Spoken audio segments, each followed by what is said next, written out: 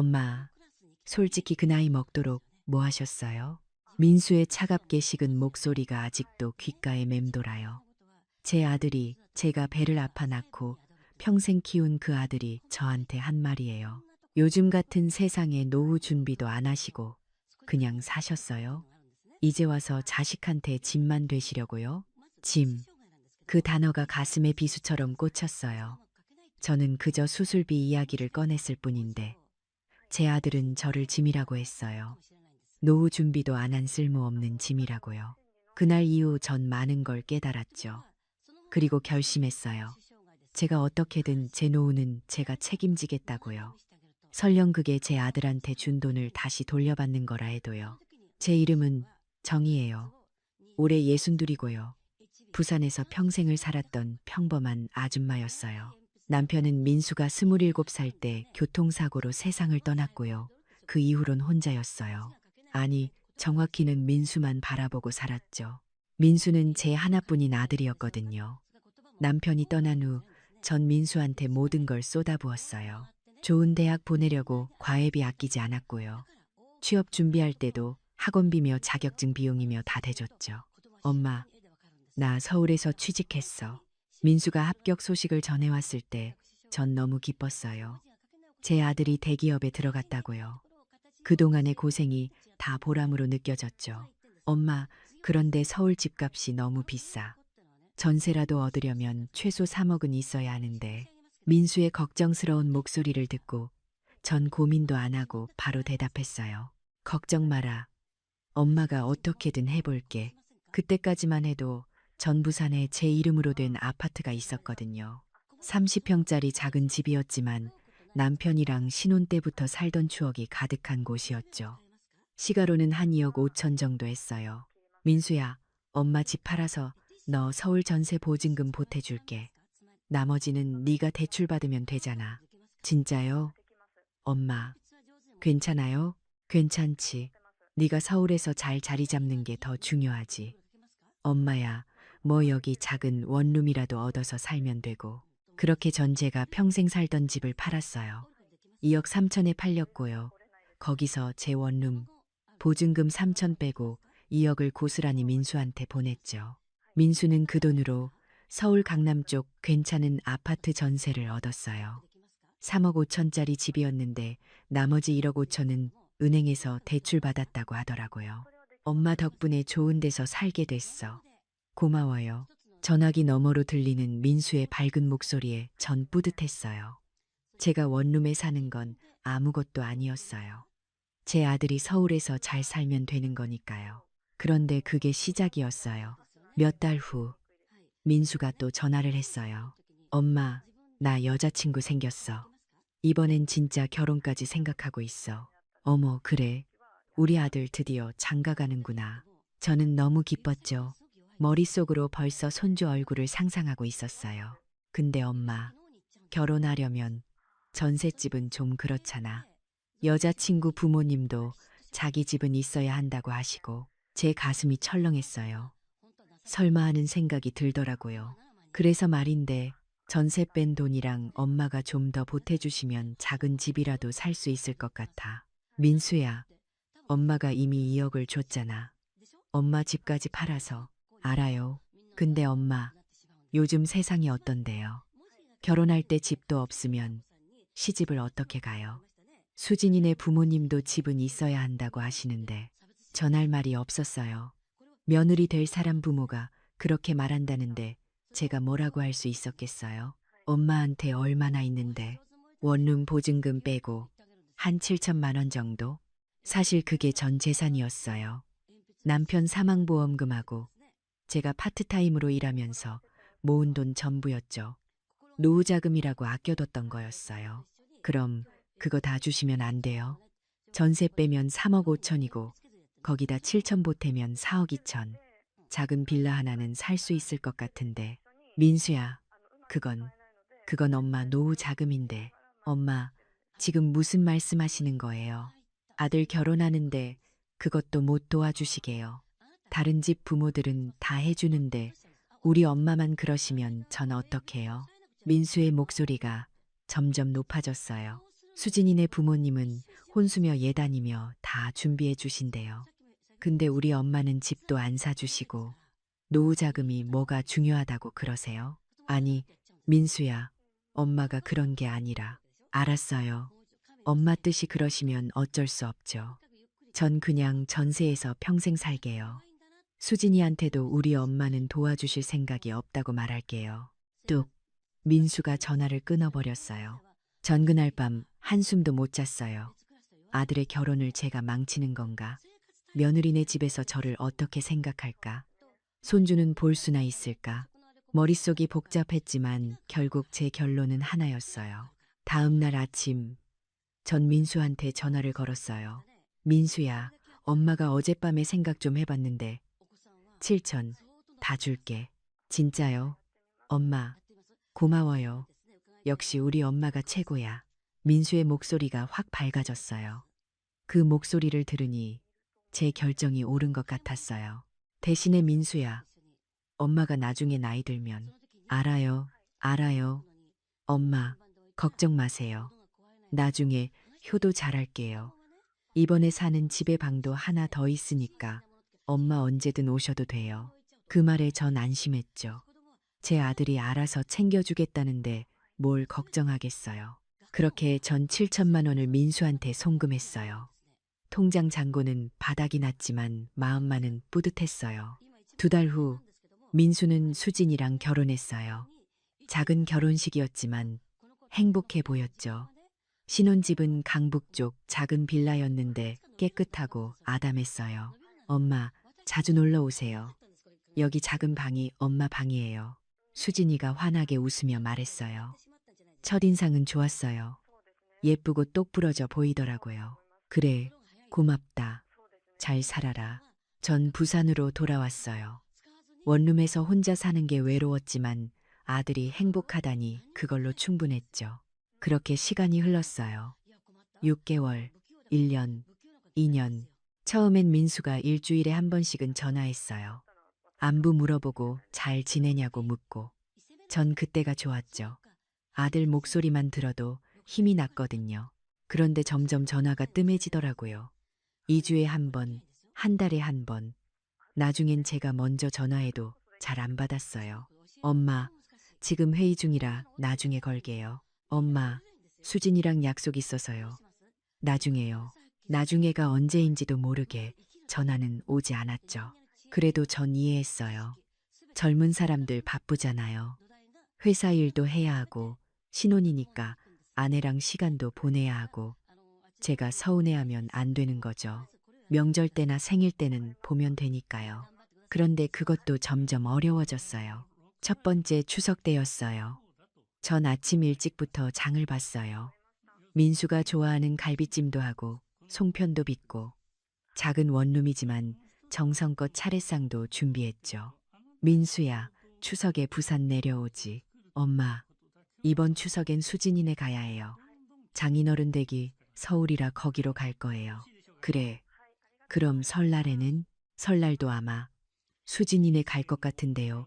해마다 번갈아서 가기로 했거든요. 그럼 엄마는 언제 보니? 엄마, 제가 시간 되면 내려갈게요. 너무 그러지 마세요. 하지만 민수는 내려오지 않았어요. 그 설날에도, 그 다음에 추석에도, 그 다음에 설날에도 3년 동안 민수를 직접 본 건 딱 한 번이었어요. 그것도 제가 서울 올라갔을 때였죠. 엄마, 갑자기 왜 올라오셨어요? 미리 말씀하시지. 아들 얼굴이 보고 싶어서 그랬지. 안 돼? 아니, 그게 아니라 요즘 집에 손님도 자주 오고 해서 좀 불편해요. 불편하다는 말에 전 더 할 말이 없었어요. 제가 불편한 존재구나 싶더라고요. 그래, 알았어. 엄마가 너무 갑자기 왔네. 미안하다. 전 서울역 근처 찜질방에서 자고 다음 날 바로 부산으로 내려왔어요. 아들 집에서 자겠다는 말은 차마 꺼낼 수가 없었거든요. 그 후로 전 서울에 가지 않았어요. 전화도 제가 먼저 잘 안 하게 되더라고요. 괜히 패기치는 것 같아서요. 원룸에서 혼자 사는 게 익숙해졌어요. 아침엔 간단히 죽 끓여 먹고, 낮엔 동네 복지관 가서 어르신들이랑 수다 떨고, 저녁엔 TV 보다가 자고, 외로웠지만 뭐 어쩌겠어요. 이게 제 인생인걸요. 그러던 어느 날이었어요. 건강검진을 받으러 갔다가 청천벽력 같은 소리를 들었어요. 어머님, 담낭에 혹이 있네요. 크기가 좀 커서 수술하는 게 좋겠어요. 수술이요? 네, 빨리 하시는 게 좋아요. 나중에 더 커지면 다른 데로 전이 될 수도 있거든요. 의사 선생님의 진지한 표정에 전머리가 하얘졌어요. 수술비는 얼마나 드나요? 보험되면 한 500만 원 정도. 입원비 포함해서요. 500만 원. 제 통장엔 150만 원밖에 없었어요. 원룸 월세 내고 생활비 쓰고 나면 남는 게 없었거든요. 전 떨리는 손으로 민수한테 전화를 걸었어요. 한 번, 두 번, 세 번, 여섯 번째야 민수가 전화를 받았어요. 엄마, 왜요? 바쁜데. 민수야, 엄마가 수술을 해야 할 것 같아. 수술?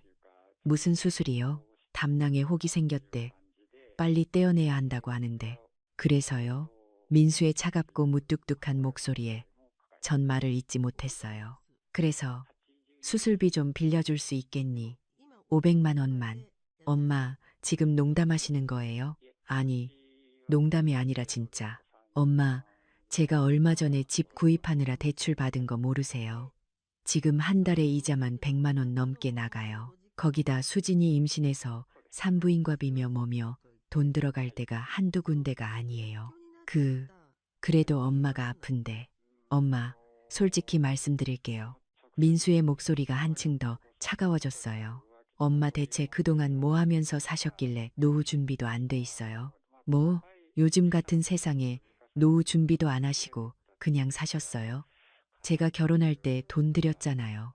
그거 받으시면서 엄마 앞으로의 일은 생각 안 하셨어요?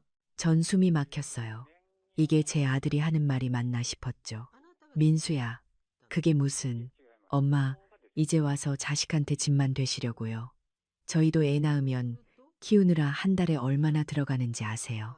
분유값, 기저귀값, 아기 옷값, 하나하나 다 돈이에요. 엄마는 그런 거 다 해줬는데, 그건 엄마가 알아서 하신 거잖아요. 제가 해달라고 한 적 없어요. 부모가 자식 키우는 건 당연한 거고요. 당연하다고 전 제 귀를 의심했어요. 그리고 솔직히 말씀드리면 엄마가 그 나이 먹도록 뭐 하셨어요? 아빠 사망보험금도 받으셨고 집도 파셨잖아요. 그 돈으로 노후 준비 충분히 하실 수 있었을 텐데 왜 안 하셨어요? 그게 다 너한테 준 거잖아. 전 안 달라고 했어요. 엄마가 주셨잖아요. 그럼 엄마가 알아서 준비하셨어야죠. 이제 와서 돈 없다고 저한테 손 벌리시는 건 좀 그렇지 않아요? 전할 말을 잃었어요. 눈물이 핑 돌았지만 꾹 참았죠. 민수야, 엄마가, 엄마가 너 키우느라 얼마나 알아요. 그건 감사해요. 근데 엄마, 그렇다고 제가 평생 엄마 뒷바라지 해야 돼요? 전제 가정이 있어요. 제 아내랑 앞으로 태어날 제 아이를 먹여 살려야 한다고요. 500만 원만 엄마가 나중에 꼭 갚을 테니까. 엄마, 뭘로 갚으시게요? 수입도 없으시면서. 됐어요. 엄마, 전 도와드릴 수 없어요. 엄마 일은 엄마가 알아서 하세요. 민수야, 뚝. 전화가 끊겼어요. 전 그 자리에서 주저앉고 말았어요. 병원복도 한가운데였지만 그딴 건 상관없었어요. 제가 평생을 바쳐 키운 아들이 저를 짐이라고 했어요. 노후 준비도 못한 쓸모없는 사람이라고 했어요. 눈물이 주르륵 흘러내렸어요. 그동안 참았던 서러움이 한꺼번에 쏟아져 나왔죠. 남편 떠나고 혼자 아들 키우느라 얼마나 힘들었는데 아들 대학 보내려고 새벽부터 밤까지 일하고 아들 결혼시키려고 제 집까지 팔았는데 그런데 그 아들이 저한테 한 말이 고작 그 나이 먹도록 뭐 하셨어요 였어요. 전 한참을 울었어요. 지나가는 사람들이 쳐다봤지만 신경 쓰지 않았어요. 울다가 지쳐서 겨우 일어났을 때 제 마음속에 묘한 감정이 피어올랐어요. 분노, 서러움, 아니, 그것보다 더 깊은 뭔가였어요. 배신감이었어요. 그리고 각성이었죠. 전 그동안 착각하고 살았던 거예요. 제가 아들한테 모든 걸 주면 아들이 저를 사랑해 줄 거라고, 제가 아들을 위해 희생하면 아들이 저를 소중히 여길 거라고. 하지만 현실은 달랐어요. 제가 준 게 많을수록 민수는 그걸 당연하게 여겼어요. 제가 더 낮아질수록 민수는 저를 더 무시했죠. 전 핸드폰을 꺼내 들었어요. 그리고 한 통화를 걸었어요. 여보세요. 법무사 사무실이죠. 부동산 명의 관련해서 상담 좀 받고 싶은데요. 그날 저녁 전 중요한 사실 하나를 확인했어요. 민수 이름으로 된 그 빌라. 그 집의 실소유주는 바로 접니다. 법무사 선생님이 차분히 설명해 주셨어요. 어머님, 그때 집을 사실 때 계약서 보면 구매자 명의가 어머님으로 되어 있어요. 아드님한테 송금하신 건 증여 형태였고요. 그게 무슨 말이에요? 쉽게 말씀드리면 집주인은 어머님이신 거예요. 단지 아드님이 그 집에 살고 계신 거고요. 만약 어머님이 원하시면 언제든 그 집을 처분하시거나 명의를 변경하실 수 있어요. 그게 정말이에요? 네, 등기부 등본 확인해 보시면 알 수 있어요. 당시 거래 내역도 다 어머님 명의로 되어 있을 거예요. 전 멍했어요. 그러고 보니 그랬어요. 민수가 집 살 때 제가 부동산 계약서에 직접 서명했었죠. 민수가 회사 일로 바빠서 본인이 직접 못 간다고 해서요.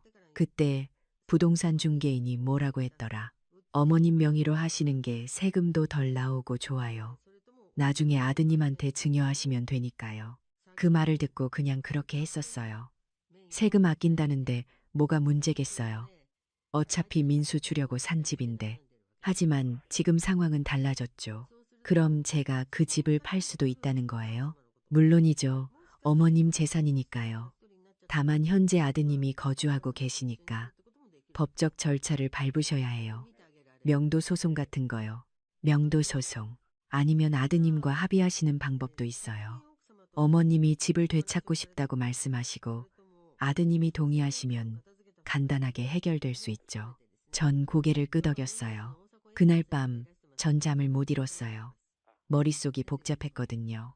한편으로는 희망이 보였어요. 그 집을 팔면 제 수술비는 물론이고 노후 자금도 마련할 수 있을 테니까요. 하지만 다른 한편으로는 망설여졌어요. 그래도 제 아들인데 임신한 며느리도 있는데 제가 집을 빼앗으면 그 사람들은 어떡하지? 그렇게 이틀을 고민했어요. 그러다 민수한테서 문자가 왔어요. 엄마, 수술 잘 되셨어요. 혹시 돈 마련은 하셨는지 궁금하네요. 전 도와드릴 수 없으니까 엄마가 알아서 하셔야 할 거예요. 그리고 앞으로 이런 일로 연락 주지 마세요. 전 제 가정 꾸리기도 바빠요. 그 문자를 보는 순간 제 마음이 확 식었어요. 수술 잘 되었냐고. 전 아직 수술도 못 했는데요. 돈이 없어서요. 앞으로 이런 일로 연락 주지 마세요라는 말에 전 웃음이 나왔어요. 씁쓸한 웃음이었죠. 좋아요. 연락하지 않을게요. 대신 제가 할 일을 하겠어요. 다음 날 아침, 전 서울행 KTX를 탔어요. 법무사 선생님이 준비해 준 서류를 가방에 넣고요. 2시간 반 후, 전 민수네 집 앞에 서 있었어요. 초인종을 눌렀어요. 누구세요? 수진이의 목소리가 들렸어요. 나야, 민수 엄마, 어머님. 갑자기 왜? 문이 열렸어요. 임신한 배를 안고 있는 수진이가 당황한 표정으로 서 있었죠. 민수 있니? 회사 갔어요. 어머님, 오늘 무슨 일이세요? 미리 말씀하시지. 민수한테 전화해서 집에 오라고 해. 중요한 얘기가 있어. 제 단호한 목소리에 수진이가 놀란 듯 고개를 끄덕였어요. 1시간 후 민수가 황급히 집에 도착했어요. 엄마, 대체 무슨 일이에요? 전 회사에서 중요한 회의 중이었다고요. 앉아라. 뭐, 앉으라고 했어. 제 냉정한 목소리에 민수가 어리둥절한 표정으로 소파에 앉았어요. 수진이도 옆에 앉았고요. 전 가방에서 서류를 꺼냈어요. 이게 뭔지 알아? 이게 뭔데요? 이 집 등기부 등본이야. 잘 봐. 소유주가 누구로 되어 있는지. 민수가 서류를 받아 들었어요. 그리고 얼굴이 새하얘지는 게 보였죠. 이게 엄마 명의로? 그래. 이 집은 내 거야. 법적으로 내 재산이지. 엄마, 무슨 말씀을. 너한테 준 돈으로 산 집이지만 계약은 내 이름으로 했어. 그러니까 이 집 주인은 접니다. 수진이가 깜짝 놀란 표정으로 민수를 쳐다봤어요. 오빠, 이게 무슨 일이에요? 이 집이 어머님 명이라니. 아, 아니, 그게 그냥 세금 문제 때문에 그랬던 건데. 민수가 당황하며 말을 더듬었어요. 세금 문제건 뭐건 중요한 건 이 집이 법적으로 내 거라는 사실이야. 전 서류를 다시 가방에 넣으며 말했어요. 그래서 말인데 나 이 집 팔려고 해. 뭐라고요? 민수가 벌떡 일어섰어요. 엄마, 정신 차리세요. 우리가 사는 집을 어떻게 파요? 수진이는 임신 중이고 저희는 갈 데도 없다고요. 너도 정신 차려. 내가 나한테 한 말 기억 안 나? 그 나이 먹도록 뭐 하셨어요? 노후 준비도 안 하시고 집만 되시려고요. 그건 제가 화가 나서. 화가 났으면 뭐든 해도 돼. 내 수술비 500만 원도 안 빌려주면서 나더러 알아서 하래? 좋아, 나 알아서 할게. 내 집 팔아서 내 노후 준비할 거야. 엄마, 민수의 목소리가 높아졌어요. 엄마가 그러시면 저희는 어떡해요? 갑자기 집이 없어지면 저희는 어디 가서 살아요? 너야말로 나보고 어떡하라고 그랬어. 노후 준비도 안 된 사람이 수술해야 하는데 돈이 없으면 어떡하라고. 죽으라고. 그게 아니잖아요. 아니긴 뭐가 아니야. 너한테 나는 짐이잖아. 짐은 버려야지. 안 그래? 수진이가 끼어들었어요. 어머님, 제발 진정하세요. 우리가 잘못했어요. 그때 오빠가 너무 심하게 말한 건 사실이에요. 제가 대신 사과드릴게요. 사과는 필요 없어. 나 이제 사과 같은 거 안 받아. 전 가방을 들고 일어섰어요. 2주 줄게. 2주 안에 이 집 비워. 내가 직접 부동산 내놓을 거니까. 엄마, 미쳤어요? 임신한 며느리도 있는데 어떻게 그럴 수 있어요? 내가 아픈 엄마 수술비도 안 주면서 어떻게 그럴 수 있었어? 똑같아. 나도 이제 너처럼 할 거야. 내 인생은 내가 챙기는 거지. 엄마, 제발. 민수가 제 팔을 잡으려 했어요. 전 뿌리쳤죠. 손대. 그리고 앞으로 나한테 연락하지 마. 내가 그러고 싶었던 거 아니야. 나도 이제 그게 편해. 전 돌아서서 현관문으로 걸어갔어요. 뒤에서 수진이가 우는 소리가 들렸어요. 민수가 뭐라고 소리치는 것도 들렸고요. 하지만 전 돌아보지 않았어요. 엘리베이터를 타고 내려가는데 눈물이 났어요. 가슴이 찢어지는 것처럼 아팠죠. 하지만 이건 제가 선택한 길이에요. 아들을 위해 모든 걸 희생한 삶은 이제 끝이에요. 이제부터는 저를 위해 살 거예요. 1층에 도착했을 때 전 눈물을 닦았어요. 그리고 핸드폰을 꺼내 부동산에 전화를 걸었어요. 여보세요? 매물 내놓으려고 하는데요. 강북구에 있는 빌라인데 민수한테서 전화가 폭탄처럼 왔어요. 문자도 수십 통 왔고요. 엄마, 제발 다시 생각해 주세요. 엄마, 제가 잘못했어요. 용서해 주세요. 엄마, 수진이가 스트레스 받아서 배 아파해요. 제발 집 팔지 마세요. 하지만 전 답장하지 않았어요. 며칠 후 부동산에서 연락이 왔어요. 어머님, 벌써 보러 온 사람이 있어요. 가격도 괜찮다고 하시는데 계약 진행할까요? 네, 진행하세요. 그럼 현재 세입자분들한테는 통보하셨나요? 제 아들이에요. 제가 알아서 할게요. 전 민수한테 마지막 문자를 보냈어요. 다음 주 금요일까지 집 비워라. 새 주인이 들어온다. 그날 밤 민수가 전화를 했어요. 받지 않았죠. 다음 날도, 그 다음 날도 전화가 왔어요. 문자는 더 많이 왔고요. 엄마, 우리 얘기 좀 해요. 엄마, 제발 전화 좀 받아주세요. 엄마, 진짜 이러실 거예요? 마지막 문자는 좀 달랐어요. 좋아요. 엄마가 그렇게 나오시면 저도 각오하겠어요. 법적으로 대응하겠습니다. 이 집은 제가 산 거예요. 엄마가 그냥 가져갈 수 없어요. 법적 대응이라니. 전 피식 웃었어요. 하세요. 해보세요. 법이 누구 편인지 보자고요. 일주일 후 정말로 민수 측 변호사한테서 내용 증명이 왔어요. 부당한 재산 처분을 중지하고 협의하자는 내용이었죠. 전 제 변호사를 선임했어요. 무료 법률구조공단에서 도와주셨어요. 어머님 걱정 마세요. 등기부등 본상 소유자가 어머님이고 구매 당시 계약도 어머님 명의예요. 법적으로 아무 문제 없어요. 그럼 민수가 뭘 어떻게 한대도 아드님이 할 수 있는 게 없어요. 기껏해야 증여받았다고 주장할 수 있는데 증여계약서도 없고 증여세 신고도 안 했잖아요. 그냥 어머님이 아드님한테 돈을 빌려준 거나 마찬가지예요. 마음이 좀 놓였어요. 2주가 지났어요. 민수는 집을 비우지 않았어요. 당연히 예상했죠. 전 법원에 명도 소송을 제기했어요. 한 달 후 법원 판결이 나왔어요. 피고 민수는 원고저에게 해당 부동산을 인도하라. 이겼어요. 민수한테서 전화가 왔어요. 이번엔 받았어요. 엄마, 만족하셨어요. 이제 됐어요.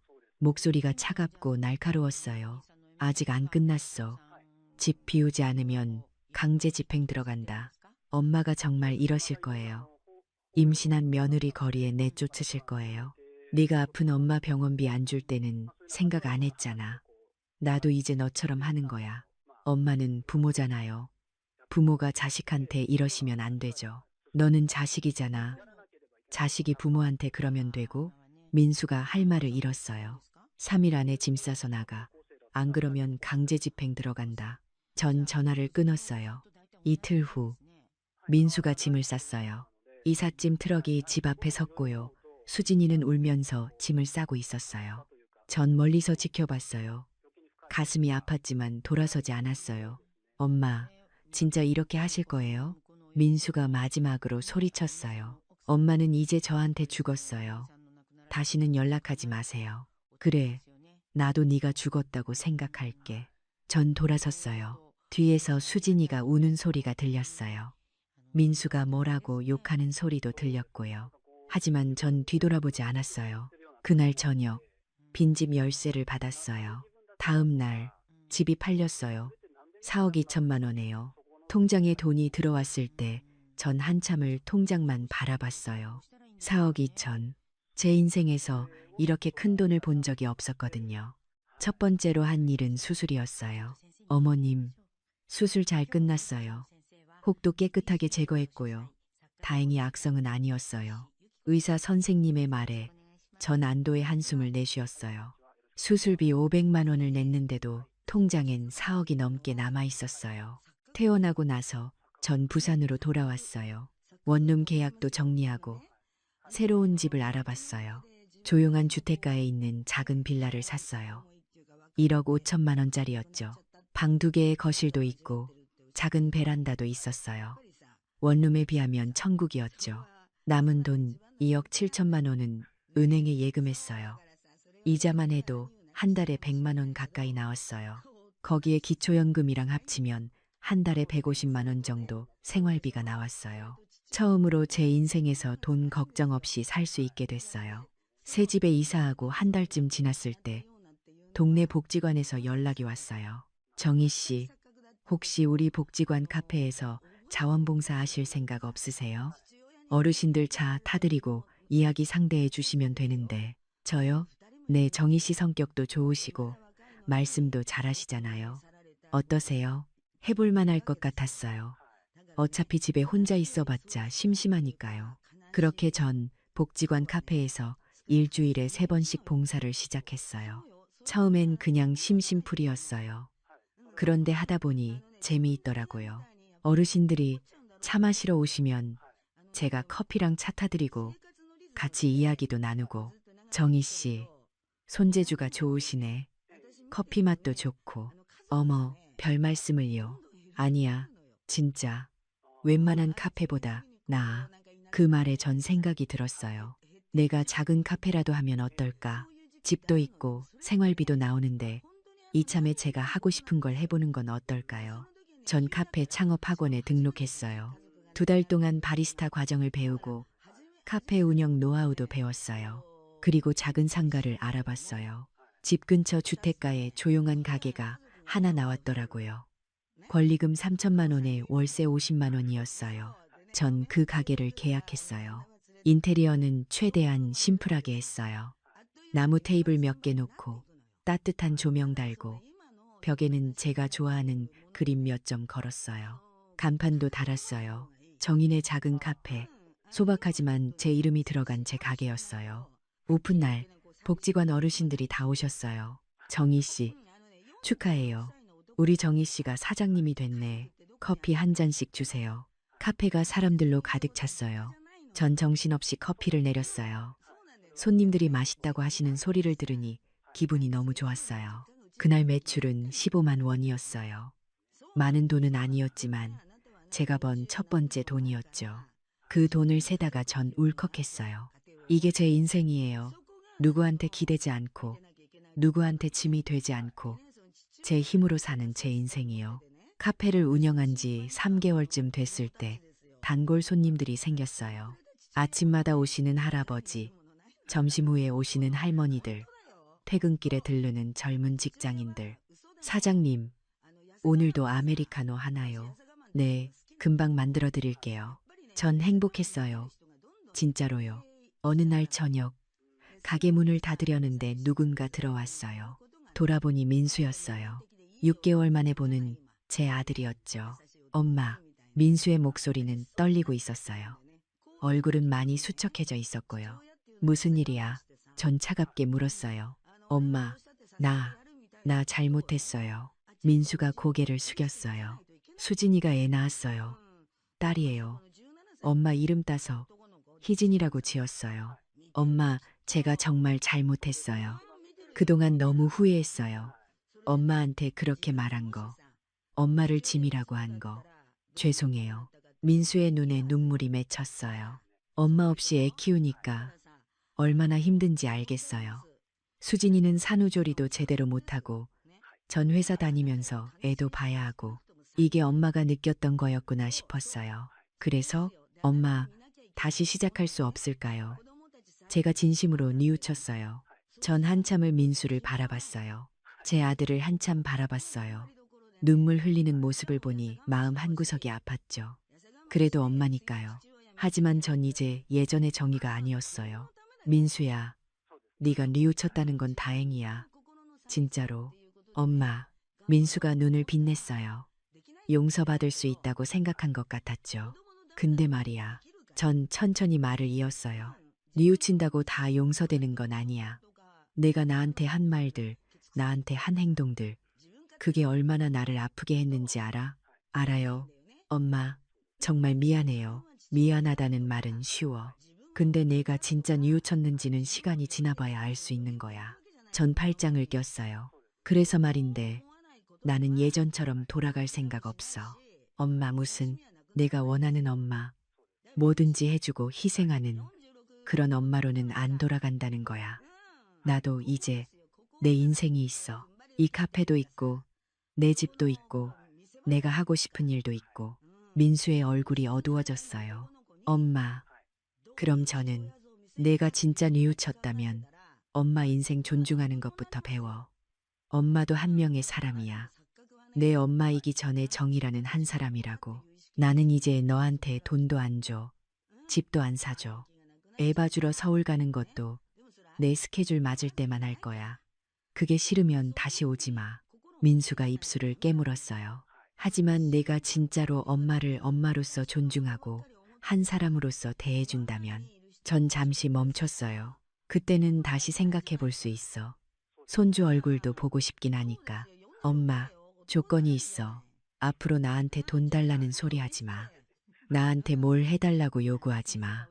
그리고 한 달에 한 번은 전화해. 안부만 묻는 거. 내 건강 걱정하고 내가 잘 지내는지 물어보는 거.